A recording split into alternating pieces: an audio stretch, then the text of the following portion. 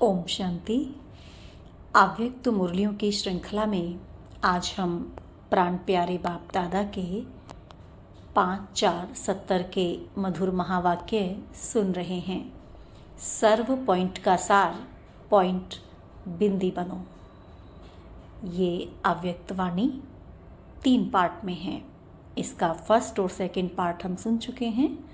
आज हम third part सुनेंगे। अगर अभी तक आपने फर्स्ट सेकंड पार्ट नहीं सुना है तो डिस्क्रिप्शन में लिंक दिया है। पहले आप फर्स्ट और सेकंड पार्ट सुने, फिर आप थर्ड पार्ट सुने।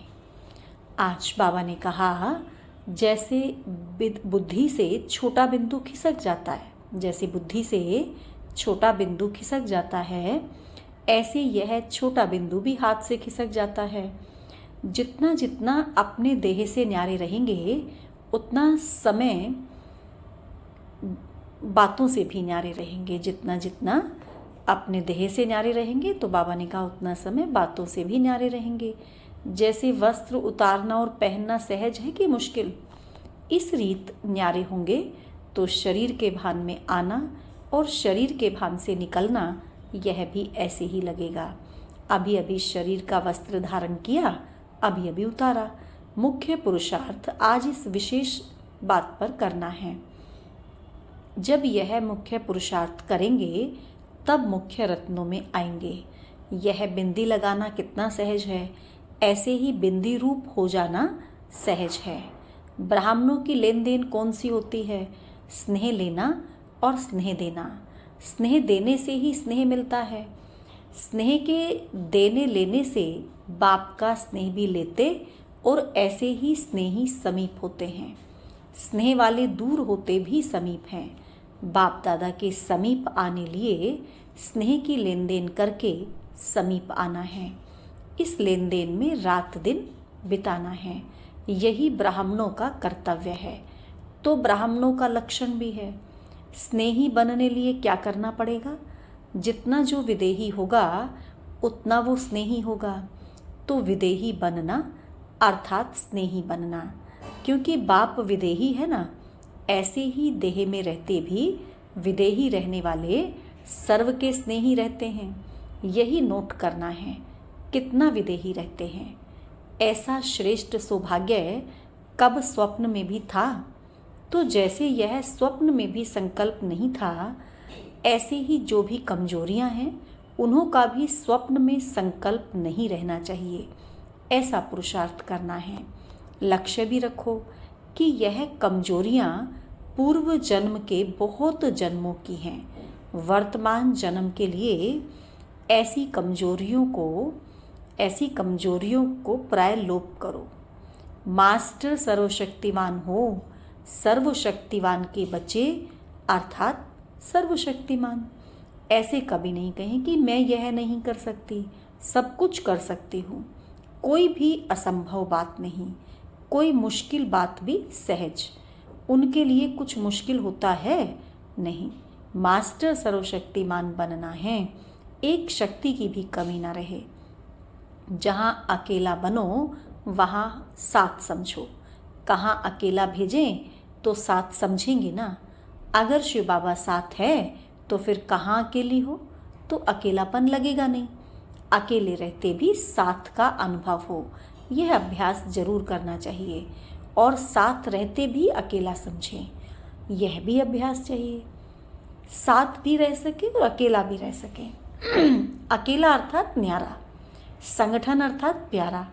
तो न्यारे भी हो तो प्यारे भी हो। अभ्यास दोनों चाहिए। बाप अकेला रहता है या साथ में रहता है? अकेला रहना ही साथ है। बाहर का अकेलापन और अंदर का साथ। बाहर के साथ से अकेलापन भूल जाते हैं, लेकिन बाहर से अकेले, अंदर से अकेले नहीं। सभी से श्रेष्ठ मणि कौन होते हैं? मस्तक मणि कौन बनता है? जो मस्तक में विराजमान हुई आत्मा में ज़्यादा समय उपस्थित रहता है, वह थोड़े होते हैं। मस्तक में थोड़े, हृदय में बहुत होते हैं। सभी से पहले नज़र कहाँ जाती है? ऐसे मस्तक मणि बनना है। मस्तक मणि वह बनते हैं जो सदैव आस्तिक रहते हैं। वह सदैव हाँ करते हैं। जो आस्तिक हैं वही मस्तक मणि है। कोई भी बात में ना शब्द में भी, ना शब्द संकल्प में भी ना हो, किसी भी बात में ऐसे गुण वाले मस्तक में आ जाते हैं। गायन योग्य कौन बनता है और पूजन योग्य कौन बनते हैं? एक ही बात से दोनों योग्य बनते या दोनों के लिए दो विशेष बातें हैं? कई ऐसी भी देवियां हैं जिनका गायन बहुत है, पूजन कम है, और कई देवियों का दोनों होता है।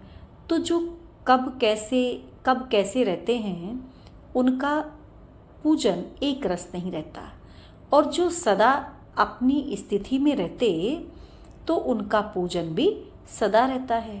एक रस रहने वाले का पूजन एक रस होता है। पुरुषार्थ में कब शब्द नहीं रहना चाहिए। तीव्र पुरुषार्थी की निशानी है जो कब न कहे अब कहते हैं। जो पुरुषार्थ में कब कहेंगे तो उनकी पूजा भी कम होगी। इसीलिए कोई भी बात में कब देखेंगे ऐसे नहीं, लेकिन अब दिखाऊंगा, इसको कहा जाता है तीव्र पुरुषार्थी।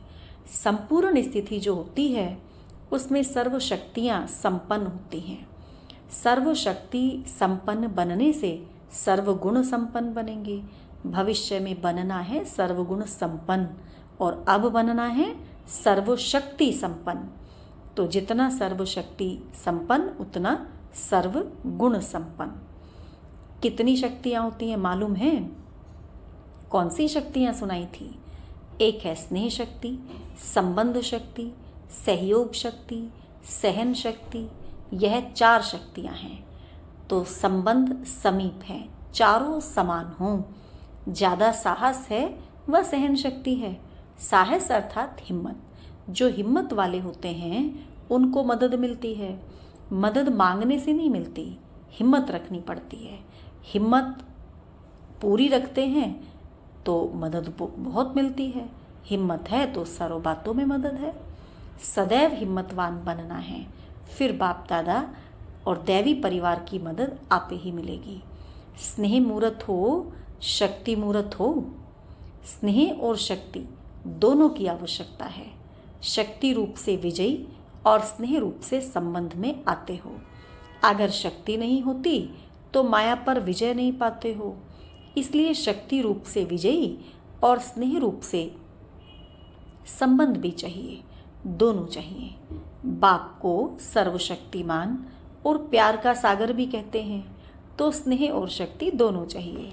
सितारे कितने होते हैं? आप अपने को क्या समझती हो? बाप दादा ने कौन से नाम रखे हैं? लकी सितारे हो, तो अपने को लकी समझती हो? लकी तो सभी हैं जब से बाप के बने हो, लेकिन लकी में भी सदैव सफलता के सितारे। कोई समीप के सितारे, कोई उम्मीद के सितारे, वह हर एक का अपना है। अब सोचना है कि मैं कौन हूँ। अपने को सफलता का सितारा समझना है। प्रत्यक्ष फल की कामना नहीं रखने वाले सफलता पाते हैं। अच्छा, ओम शांति।